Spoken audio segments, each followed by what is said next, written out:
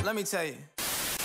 Manila, Jordan 4 Manila. Jordan 4 Manila exclusive. Yes, sir. How much yung ganyan? 1.3 million po. 1.3 million? Yes, sir. Amazing. Sa wakas, tagal ko na minamata to sa'yo. Yung putula yan talaga yung PBA. Tsaka pinirma ni Patrimonyo. lalagyan ko to ng parang acrylic tapos Wow. naka-display sa museum ko.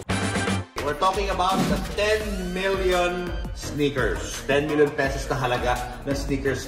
Bakit ka naman gumastos ng ganyang kalaking halaga? Tinignan ko to as a investment, as a museum piece. Talagang investment din siya. So, walang lugi, kumbaga.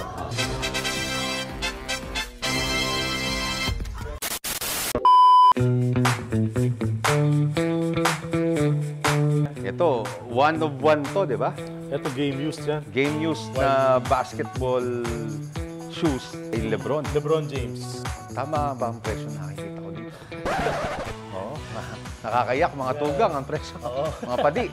Yeah, pag sa memorabilia naman, pag mga used naman, yung presyo niyan times 5, times 6. Oo. Para na mga, ano ba? Oo, na grabe. gamit.